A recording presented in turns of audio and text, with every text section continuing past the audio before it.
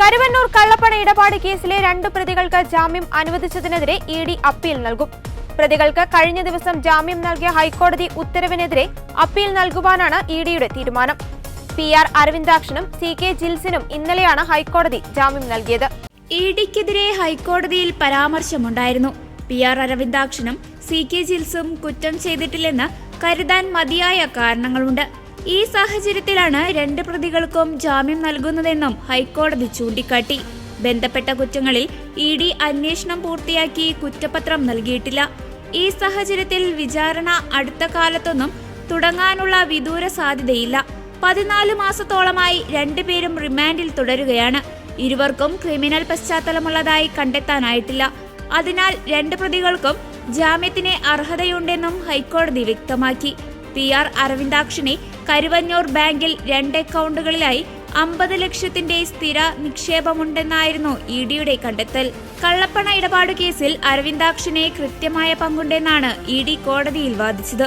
ഒരു കാരണവശാലും ജാമ്യം അനുവദിക്കരുതെന്ന നിലപാടായിരുന്നു ഇഡി സ്വീകരിച്ചത്. അരവിന്ദാക്ഷനെ കരുവന്നൂർ ബാങ്കിൽ 50 ലക്ഷത്തിന്റെ സ്ഥിര നിക്ഷേപമുണ്ടെന്നും ഇത് ബിനാമി വായ്പകൾ വഴി ലഭിച്ച പണം ആണെന്നുമാണ് ഇഡി പറയുന്നത്.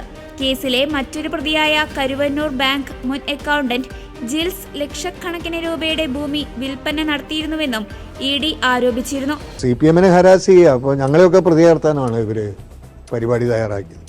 ഇല്ലാ കഥകളാണ്. കേന്ദ്ര സർക്കാർ RSS അവരുടെ ഏജൻസിയാണ്. ED ആയാലും IT ഡിപ്പാർട്ട്മെന്റ് ആയാലും CBI ആയാലും ആരായാലും. അപ്പോൾ അത് പൊളിഞ്ഞു വീഴുന്നു. ആ കഥകൾ, കള്ളക്കഥകൾ പൊളിഞ്ഞു വീഴുന്നു എന്നതാണ് ഇതിൻ്റെ രത്നച്ചുരുക്കം. കാരണം ഇതാ പിണറായി പറഞ്ഞ പോലെ മടിയിൽ കനമുണ്ടെങ്കിലല്ലേ നമുക്ക് വഴിയിൽ ഭയപ്പെടേണ്ട കാര്യം. അങ്ങനെ ഞങ്ങൾക്ക് ഇതിൽ യാതൊരു ടെൻഷനുമില്ല, ഒരു പ്രശ്നവുമില്ല. CPIM എന്നുള്ള നിലയ്ക്ക് ഞങ്ങൾക്ക് ആർക്കും ഞങ്ങൾ അവിഹിതമായി ഒരു സംഭവം ചെയ്തിട്ടില്ല, ചെയ്യാനോട്ട് ഉദ്ദേശിക്കുന്നുമില്ല. നിരപരാധിയാണെന്ന് അരവിന്ദാക്ഷൻ നിരപരാധിയാണെന്നും നമുക്ക് അറിയുന്ന കാര്യം.